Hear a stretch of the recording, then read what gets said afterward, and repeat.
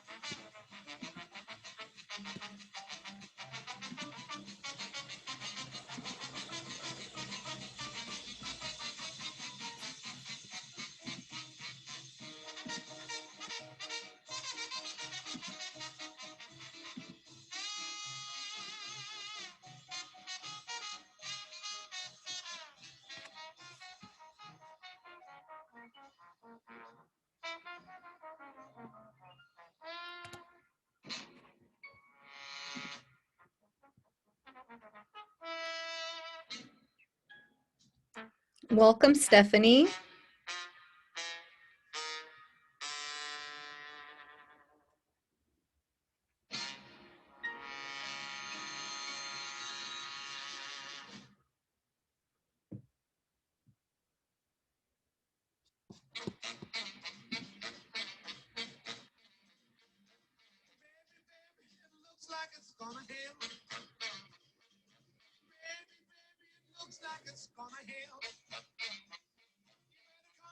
Let me teach you how to jive and wheel. Oh, you gotta jump jiving, then you really gotta jump jiving, then you really gotta jump jiving, then you really gotta jump jiving, then you really gotta jump jiving, then you really.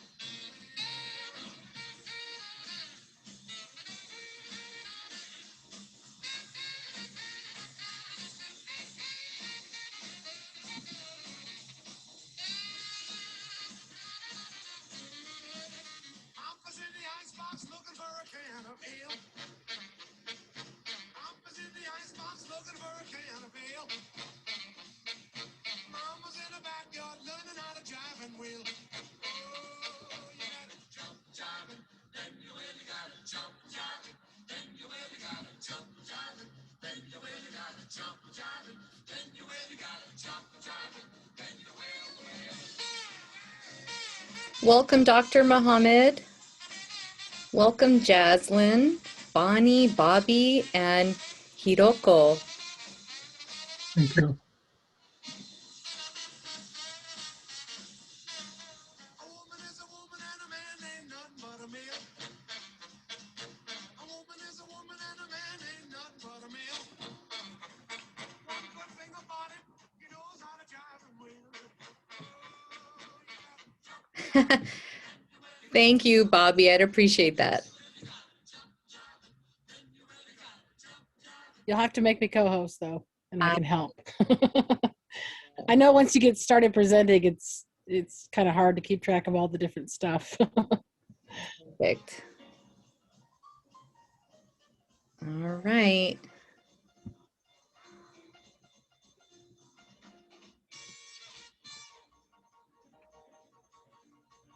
Okay.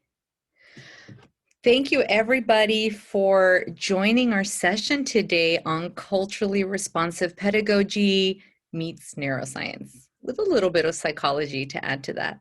I hope that I'm able to fulfill your hopes and desires for what you're going to get out of this session. So I will begin sharing my screen, and then we'll get started. And we'll have an opportunity to introduce ourselves. I'll start since I'm the presenter. My name is Wendolin Nolasco, and I have my doctorate in educational psychology. So my love for the intersection between neuroscience, psychology, and learning has really taken root and really manifested itself throughout my experience as a teacher. So I'm happy to share what I've learned and what I've experienced being a teacher with all of you.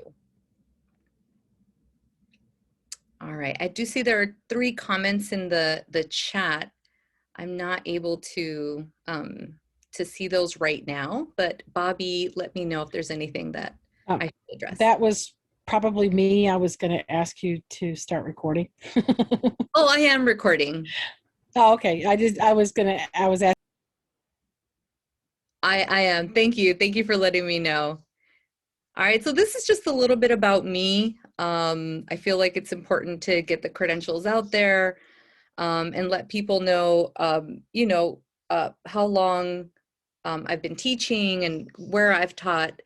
We all know that, where we teach, where we grow up, and where we come from has a great impact on how we view the world, how we perceive the world, and how we interact with the world. And that's part of what makes us us. And I want you to keep that at the forefront of your mind as we dive into what does it mean to be culturally responsive in your classroom. And so that's a little bit about me, but what I'd like to hear from you. And so I'll stop fully sharing the screen here so that I am able to look at the chat as well. So if everybody can please hop onto the Zoom chat and just let me know what city you teach in and or taught in if you're retired, and what do you hope to gain from today's session? So I'll give you a couple minutes for that.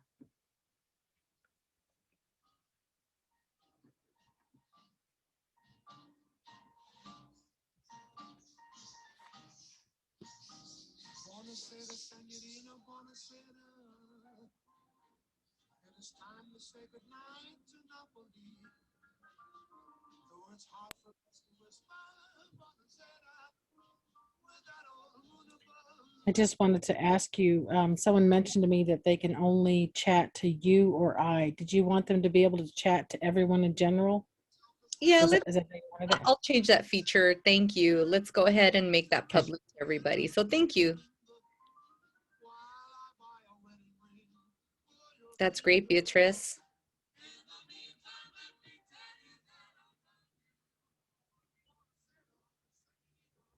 Congratulations, Beatrice. Thank you.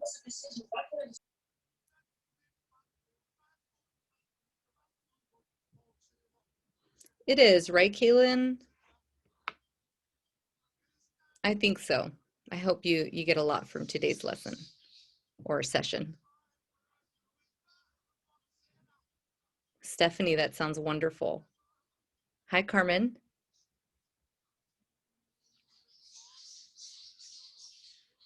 Hi, Megan.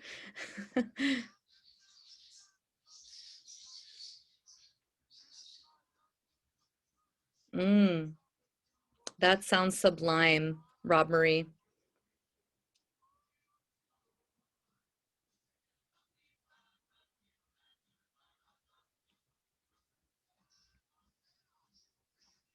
Jaslyn, I'll share some useful information with you today that you can probably apply tomorrow.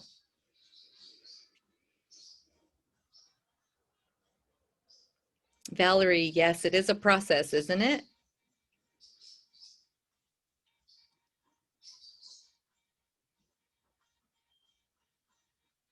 All right, just about a minute and a half more, just to tell me, what city do you teach in if you're a teacher, and what do you hope to gain from today's session?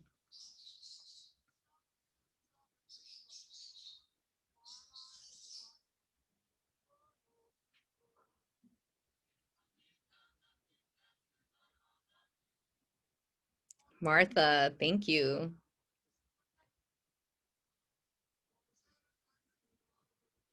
And what does EHS stand for, Martha?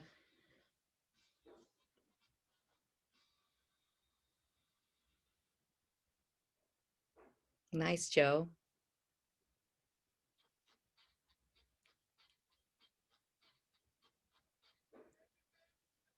Nice. Is it Chun?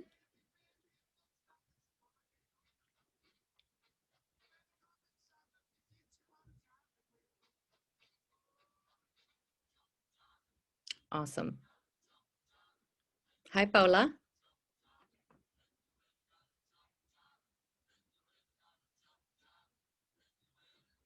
Nice, Raquel. Congratulations on that process. It's a journey.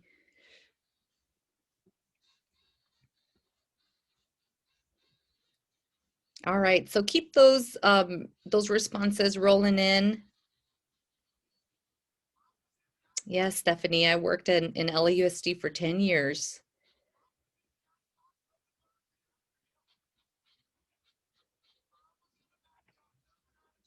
Hello, Heba. 10 years, yeah. Toddlers.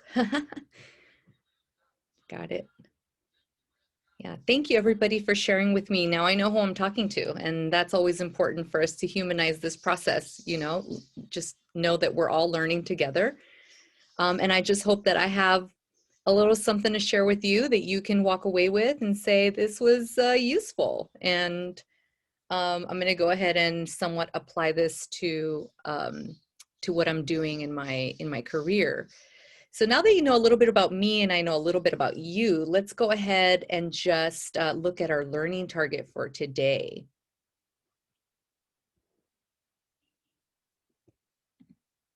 Oops, let me go back to that. All right, so I'll give you a second to go ahead and read that to yourself.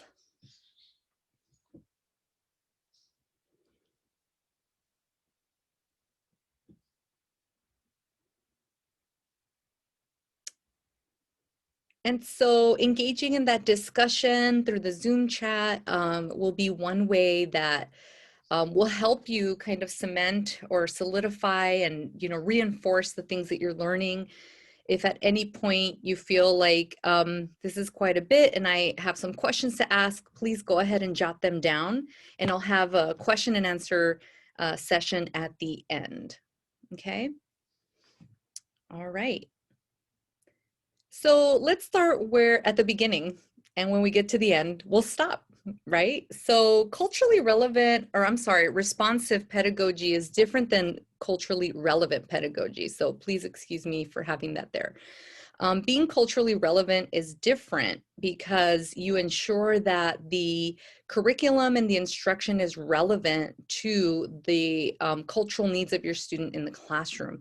CRP, which is culturally responsive approach to teaching, is when you have a diverse population of students in your classroom, and as an educator, you're proactive about identifying, nurturing, and harnessing these cultural strengths in a cognitively appropriate way through your curriculum and instruction. And what you are doing when you identify, nurture, and harness each student's cultural strengths, and you tie that in with cognitively appropriate approaches, you're broadening the opportunities for mastery. And mastery at the end of the day is the purpose of school. You know, a lot of us go into education for different reasons, but at the end of the day, we want them to be able to master content. We want them to be able to master concepts and skills. So this is CRP.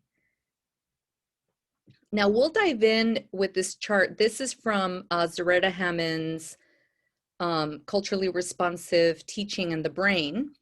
And the reason why I have this here is to be able to tackle the word culture. And so the way that culturally responsive pedagogy looks at culture is much like this diagram. We have surface culture, shallow culture, and deep culture. And sometimes when we're culturally relevant, we're able to meet the needs of surface and shallow culture, but culturally responsive pedagogy dives into deep culture. And that's not to say that one is better than the other. I think oftentimes they overlap in so many ways, but you can see that surface culture is really that music, you know, the food of a specific culture. And then we also have to understand that cultures aren't black and white, you know, especially when you have exposure to multiple cultures as you grow up, and you embody in your identity a blend of multiple cultures, or as you grow up, you learn to identify with different cultures that aren't necessarily those that you grew up with.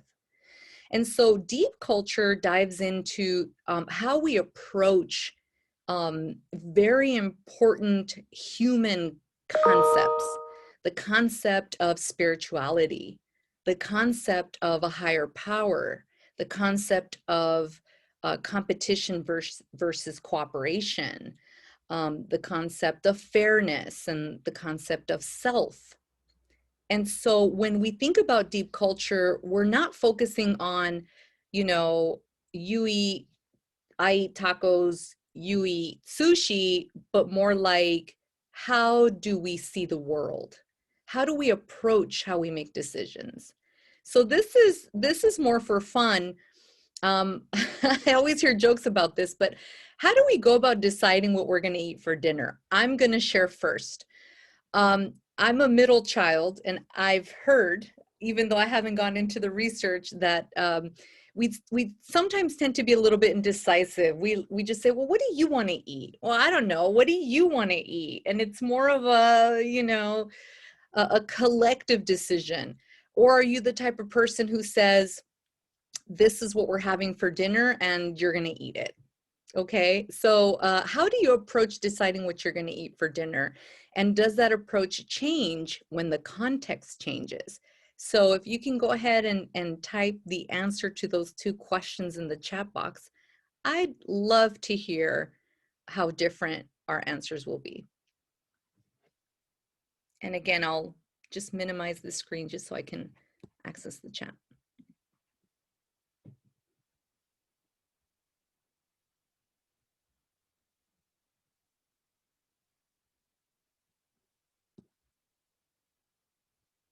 And welcome everyone who just joined.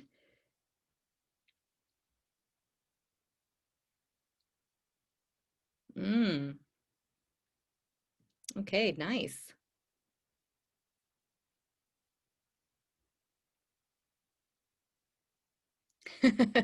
We have a meal planner, and we have someone says that doesn't work for me. We have a weekly menu. We just go by what we're craving that day. Whatever's easiest to cook. It just sort her out. It's spontaneous.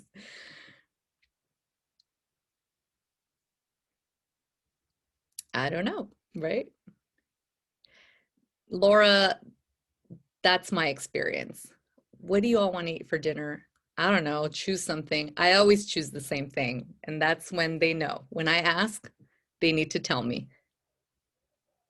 Yeah, Valerie. So sometimes you just go with what other people want, right? What's defrosted in the fridge? Excellent. Yeah, family.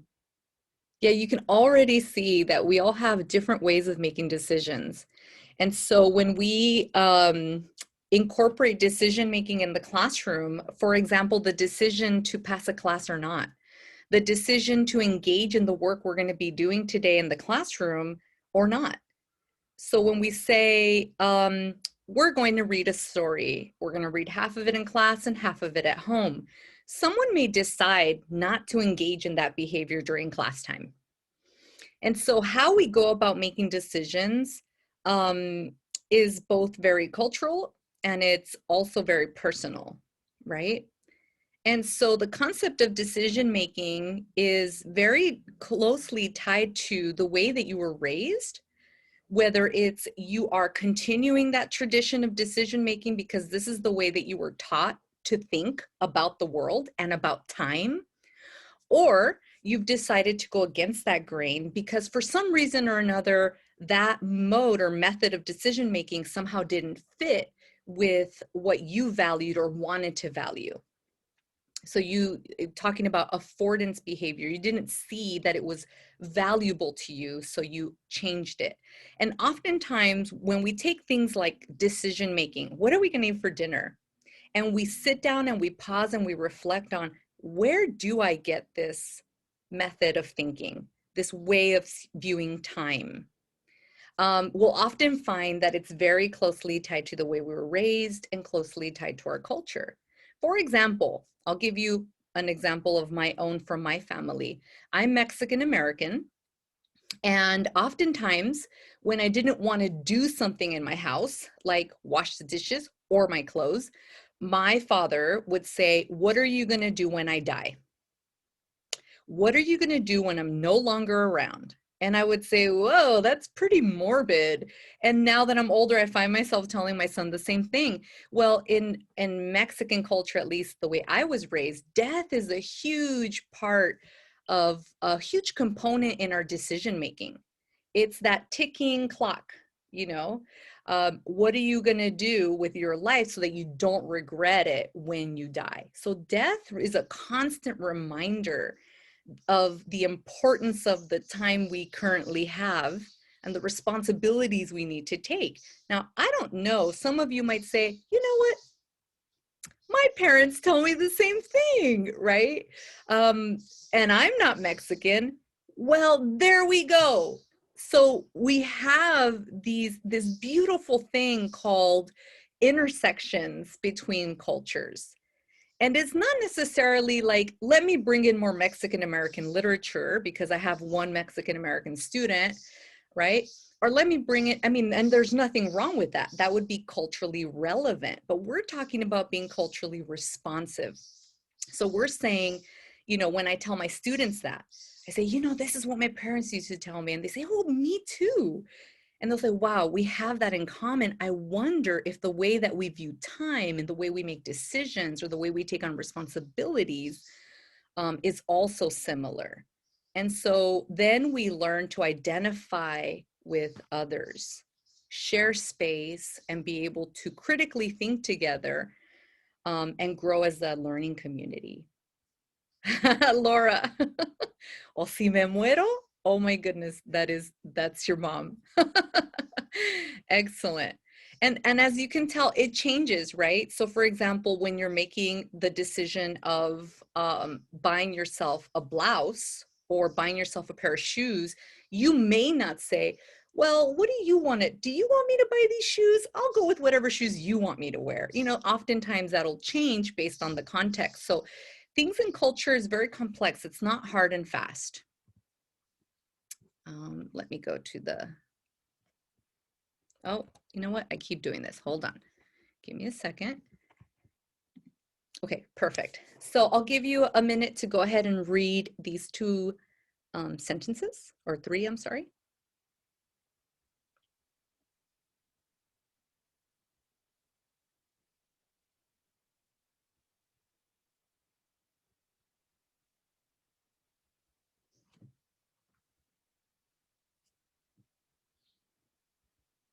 All right. So two important, well, one important word, it's a mindset. It's the way that you approach or think about lesson planning and approach instruction. And the goal is academic mastery.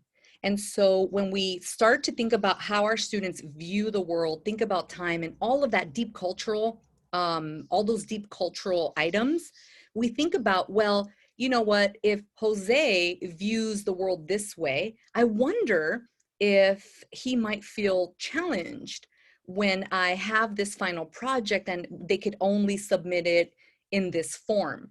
So offering students different modalities to show their mastery, depending on their deep culture, depending on how they identify, is going to help them achieve mastery, as opposed to only offering them one modality, one way of doing it. And so we'll see what that looks like. So how do I identify and nurture deep culture in my classroom? Well, you start with you. So one of the things you can do is go back to that culture tree, okay, and fill it in for yourself. And for fun, do it with a colleague of yours. See how you're similar or different. And so when you understand yourself, you're able to acknowledge your triggers. When you're in a classroom and someone does something, you're able to understand, this offends me or this upset me because it doesn't align with my spiritual values, so to speak, for example. So once you understand yourself and you start with yourself, then you can dive into getting to know your students' deep culture through self-identification activities. Let them tell you. And oftentimes what you'll find is that they don't really know. You know why? Because deep culture is often unconscious. So other things like spirituality, you know, that's very obvious to them because they practice it or don't, right? It's something very present in our consciousness. But when they think about concepts of fairness actualized in the classroom, oftentimes they may not really know. So give them opportunities to self-identify in creative ways.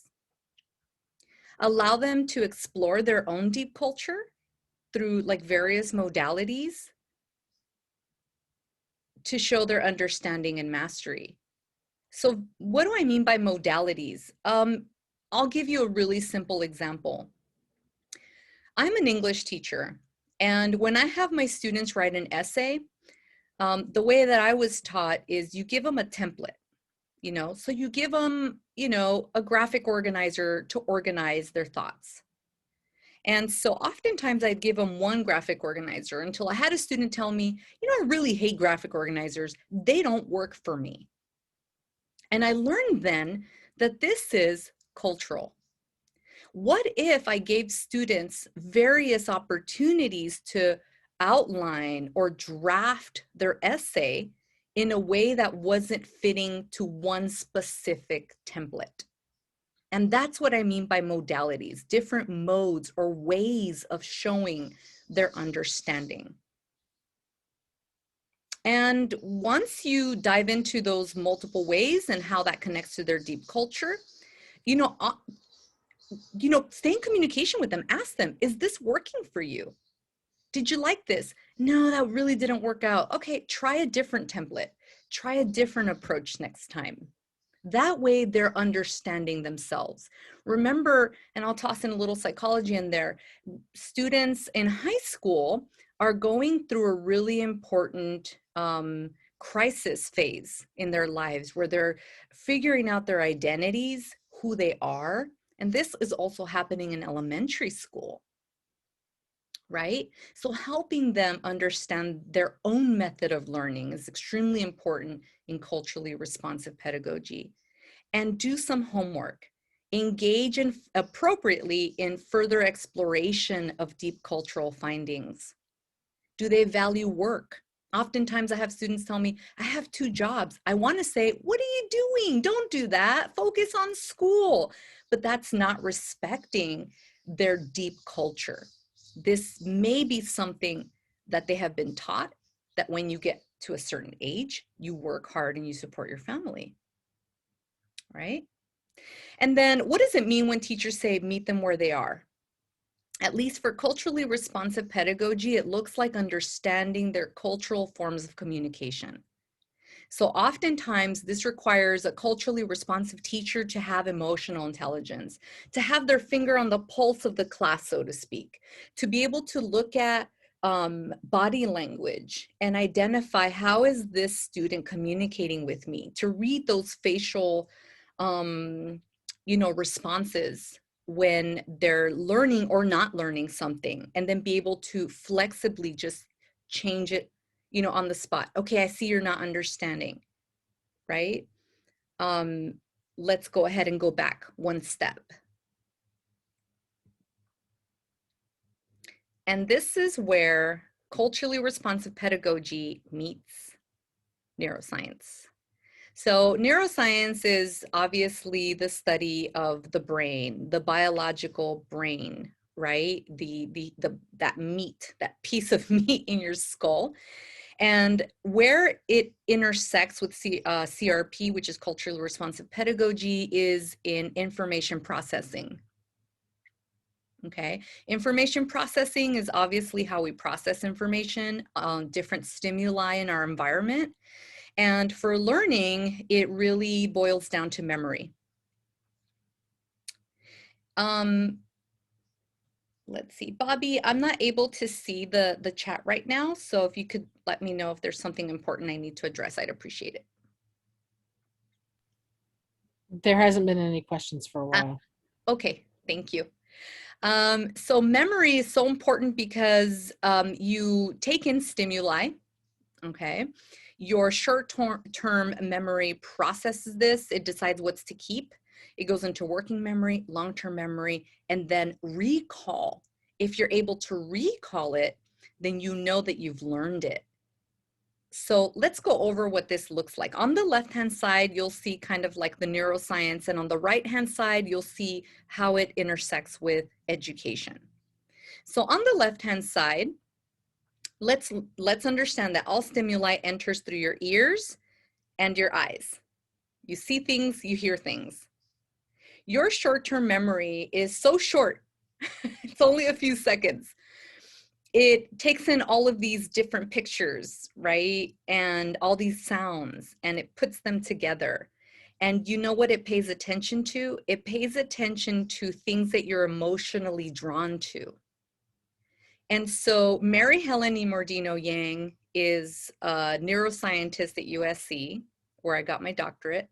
And the one thing I loved about her research is the importance of emotions, and that it really is the undergird of, it undergirds this logic of ours. So think of, I'll use this metaphor, think of emotions as the bookshelf, and think of logic and knowledge as the books that are resting on that shelf. You will only place books that you're emotionally connected to, that somehow have drawn your, your attention. And so this is what we pay attention to, things that we're emotionally drawn to. Once your brain decides, you know what, this is interesting, I'm going to pay attention to that, it puts that information into working memory. Working memory can only hold 3 to 5 max new concepts at once. And in order to hold those concepts in working memory, you need to have meaningful practice. So let's say, for example, you're my history teacher, and today you're teaching me about World War II. And you've given me a list of 20 words, and you're teaching me about, 4 different important people. And I feel overwhelmed. This is cognitive overload. Because although I respect you as my history teacher, I'm emotionally drawn, I want to pay attention, this is a lot. And so cognitive overload, what it does to the brain is that it takes our brain into default mode. The working memory is so overloaded that the computer says, stop, buffering, buffering, buffering, and the mind starts to wander. It has to, or else it's sensory overload. And for people who don't know how to cope with that, it causes panic, and it leads to panic attacks, or it makes students angry, depending on how they respond to cortisol in their brain. And so thinking about that as you work through your lessons, really breaking it down and still sticking to your curriculum map needs, to your instructional needs. I have to get done by, the end of this month. You can still do that, but you have to chunk it. Okay? And meaningful practice needs to be meaningful to their deep culture. And not necessarily the content, but the way that they learn the content and the way that they show you they are learning the content, the practice of it. Right? So if oral stories are important to a student, you may want them to say, mister, I don't want to write it down. Can I just tell you what I learned? No, you have to write it down. That's not CRP. Saying, yeah, absolutely, go ahead and let me know. And I'll jot down that you let me know that you know what we just learned. Okay? Recall is extremely important. That's long-term memory. If we want to push something into long-term memory, then we need to offer consistent, meaningful opportunities to recall. And I think the neuroscience, the research says somewhere about 7 times, okay? They need to practice it, recall it about 7 times.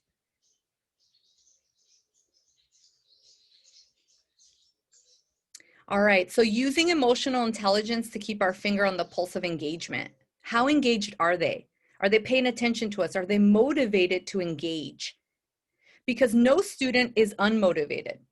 Okay, we often I hear teachers saying that the student's not motivated. No, everyone's motivated, right? We're motivated to do something, or we're motivated not to do something. So keep your finger on the pulse of that motivation. Are they engaged with you? And if they're not, where did you go wrong in this instructional model where you've used information processing or you haven't?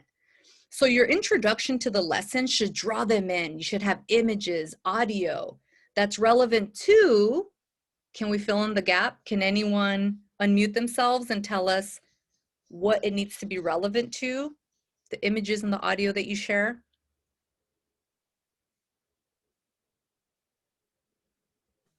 Your existing knowledge. Close. It starts with a D. D and then C. But yeah, it is your existing knowledge. It's kind of bundled up in there. It needs to be relevant to deep culture.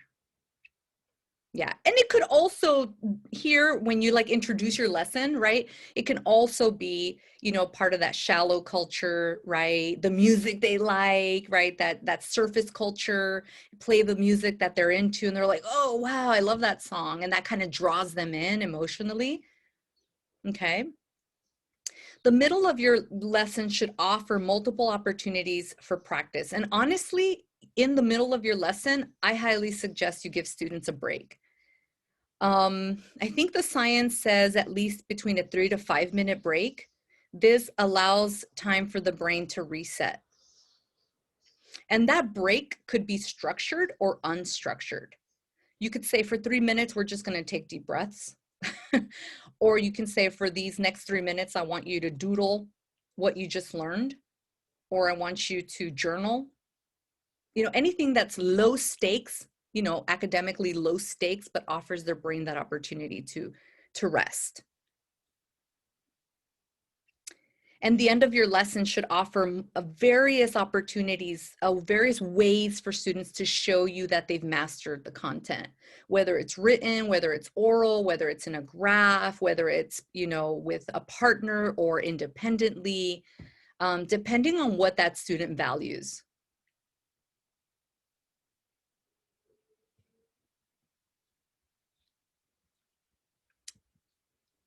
All right. So I'm going to pause here. I'm going to give your brain a few minutes just to kind of read this slide. And I'll go ahead and look at the chat.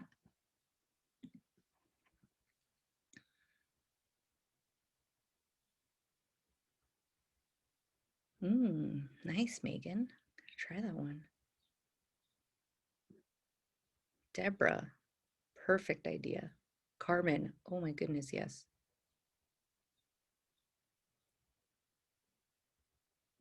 Nice.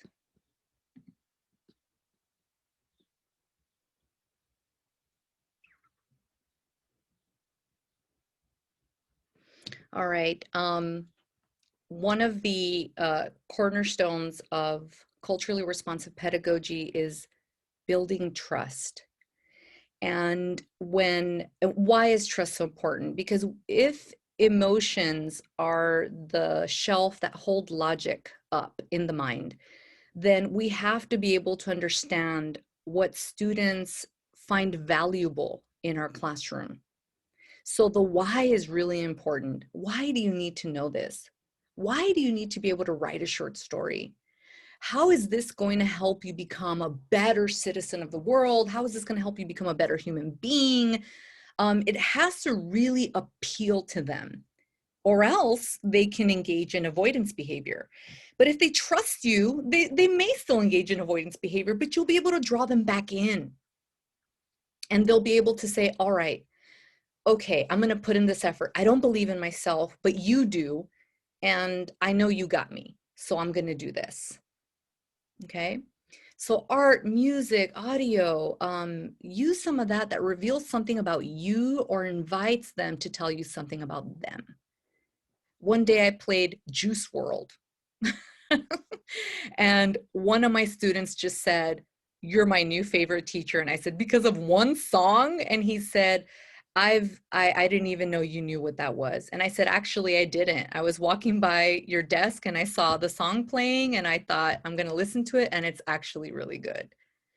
So when you show them that you're interested in knowing about them, then they invite you to tell about themselves, to tell you things that will hopefully reveal their deep culture to you. They may not know it, right? They think they're just talking about themselves, but then you can tap into that and engage them through that. Also, allow for equitable discussions. This means that everyone responds, right? Just like in the Zoom chat, everyone has an opportunity to respond. I'm not just calling on a few people. And that's going to be really important to have them engage. And then validating them by their preferred names is always a sign of respect. It shows that you do respect their identity or their forming identity. And that also motivates them to engage with you. Okay, so that's for short-term memory. What about working memory, the middle part of our lesson? Well, remember that you are an expert in your field. If you're not already an expert in your field, you will be one. So if you're a history teacher, you're an expert at history. I mean, you've studied this for years. And so just like riding a bicycle, right? When you become an expert, it's kind of difficult to go back, neurologically speaking, for the brain to retrace the neural pathways of a novice. You know why?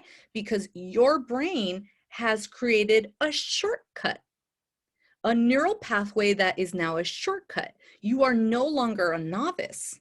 So understanding your subject area the way that a novice would is no longer accessible to you. So how are you to break things down and scaffold something that you are now an expert in? Reflection and constantly asking your students, is this too slow? Checking their prior knowledge, right? That way, even though you're the expert, you're able to avoid that, the common mistake that experts make, which is, I don't know why you're not getting it. It's just really easy. There it is. I know no teacher would say that, but oftentimes when I ask students about grammar, I'll ask them, how do you know that? And they'll say, I don't know. I just know that the comma is supposed to go there. And that's when I know they've become experts at commas, where to place them. So even asking students, how do you know that? How did you come to that conclusion? That metacognitive work, that will help you determine how novices approach things. Let your students engage in productive struggle. Okay, that's different than cognitive overload. Productive struggle means you give them everything they need, all the necessary information, all of the necessary tools to successfully practice. And it's stuff that you've taught them before, right? In chunks. So it's okay for students to struggle. In fact, they need to struggle. If the brain isn't struggling, it's not learning. All right? Anything worth it, you know, takes effort. One thing I will ask you to do is, you know, research findings show that any groups more than 3, you know, it's a party. And it encourages loafing, you know, so limit your group work to 3 people max. When it's a trio, more things get done effectively, or if it's a pair, it's fine. But groups of 4 or bigger will not encourage productive struggle. As a matter of fact, it'll encourage avoidance behavior. It'll encourage people to just let others do the work for them. And that's Is that not true? I'm sorry? Is that true regardless of age? Yes. Yeah, that's what findings have shown for all ages. And I mean, we could even see when children are younger, elementary school, maybe like kinder, preschool, maybe not so much first grade, they often won't play together. They'll play in the same area, not necessarily together, unless it's meaningful. But once you're talking about 4 toddlers, 5 toddlers, that's a party. So limited to 3, and I encourage you to explore that finding. Again, it's just a finding, but what I have found is that this is definitely true for the secondary world and for higher education. I'll just say this again. Give the brain a break. When the brain meets its attention capacity, it will go into default mode. It'll just wander. That's normal and it's necessary. Here's something else the brain will force the body to do. When you're learning, you're using up glucose and oxygen. So when you see students yawning in your class, it may not mean that they're sleepy. It may mean that they need more oxygen because they're really trying hard to pay attention. Or if they get hungry in your class, they need sugar to keep going. So it's not a sign of disrespect. It just means that, whoa, this is a lot and I'm trying to keep up. Okay. And survey students, you know, at the end of the day, ask them, did you learn this? Did I do okay? What could I have changed? I want to meet your needs. And sometimes they'll say, oh, everything was fine. Or, you know what, I just felt like you went too fast over, you know, this part. You know, maybe if you could slow down, then that'll help you fine tune your teaching for those specific students that you have. All right. Is this a lot? It probably is. We'll dive into our last slide, and this is long-term memory and recall. Now, the goal of long-term memory, I mean, the goal of any human brain is transference. To transfer your knowledge that you learned from high school into the real world is transference. The ability to transfer what you've learned in biology into English class is transference. For a student to say, you know what, I learned a little bit about this in my art class. I can see how we can apply it here. That's transference. It supports innovation. It supports thinking outside of the box, and it supports the development of new neural pathways. And so how do we push knowledge and skills into long-term memory? Consistent opportunities for contextualized recall, supporting the expression of different mental models, allowing students to show you in their way how they have learned this. in ways that they're still analyzing, right? They're still meeting the standard, they're still sharing the concept and the skill, but the product may be different, right? So some people may do a podcast, some people may paint a painting, some people may just record themselves talking to you, some people might opt to write an essay. Giving students these opportunities shows them that you have deep respect for their deep culture and their methods of communication. Now, is the real world like that? I think it is. I think it is. Oftentimes we say we want to prepare students for the real world. And oftentimes we have to remember that our perspective of what the real world is also deeply cultural.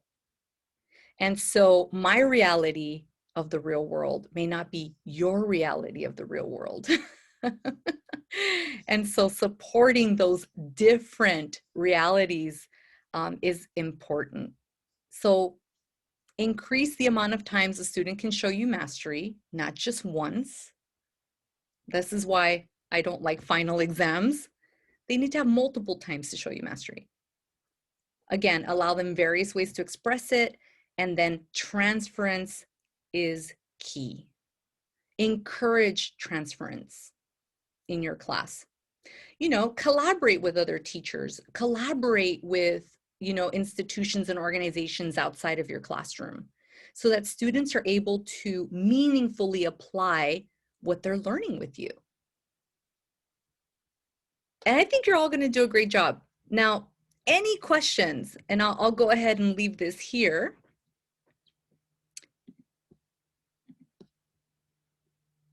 Very interesting. Thank you, Deborah.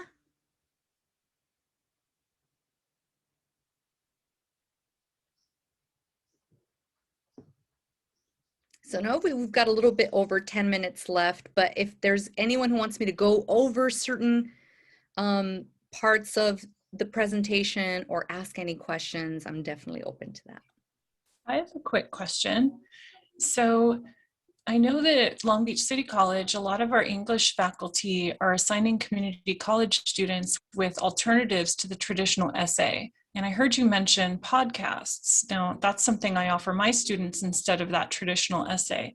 Do you have any other examples aside from an audio recording podcast or traditional essay of things you've tried with your students? Yeah, that's a great question. During COVID, that was very challenging. I allowed students to use photography. So anything, there were different mediums they could use. So they could use art to express themselves. They could use any type of media.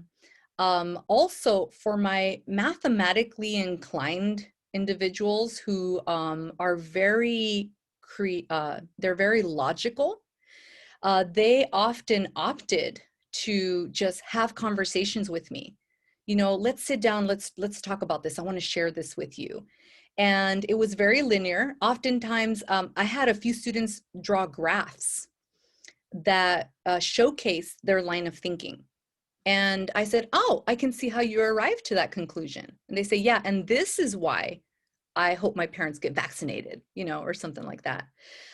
So during COVID, they were able to do projects around self-identity, right? And they were able to use artistic mediums or graphs or video, audio. And some students even decided, one student decided to write one chapter of a manga that featured her as the main character. And this was her way of expressing her thoughts on, you know, what was happening during the pandemic. Does that answer your question, Megan? Yes, it's awesome. You gave me a flashback to when I taught high school psychology. I had students choose to do like a song. And I still remember the one boy who was brave enough to do a full-on like rap in front of the class with like some dancing. And I was just like, how do I get more of them to do this? You know, so my struggle was how to get them to break the ice and try something. So I didn't get to teach high school for very long. I moved to the community college. So you know, I've tried podcasting, but I really like the art I really like just having that one-on-one conversation and that the students shared graphs. That's really giving me some out of the box ideas. Thank you. Yeah, and some students weren't able to like meet with me and during the times that I had available, so they did Flipgrids. Laura, I know you put Flipgrid in there. They just recorded themselves, or they use what we have available on Canvas, and they just recorded themselves talking to me. Megan, you jogged my memory. I had a student who loves comedy, and he said, I want to do a comedy skit, and he started laughing. And I said, that's the real deal. Like, please do. Do you want us to, like, do you want me to set a time 15 minutes in class for your skit? And he's just like, let me think about it. He decided to just do it with me after class. And he was so hilarious. All his jokes were about COVID. And this just allowed him that space to be sarcastic, to express his frustrations and through comedy.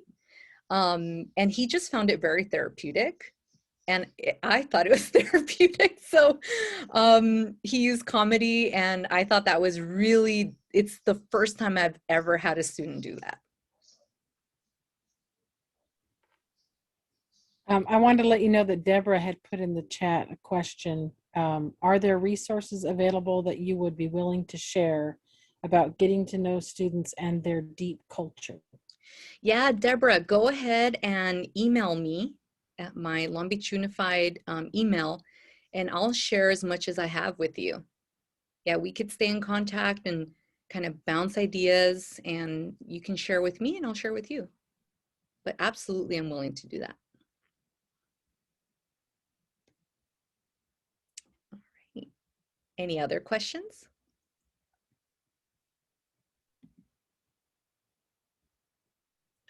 There was no more in the chat, but you guys are willing, you can just unmute yourselves and ask. Mm-hmm.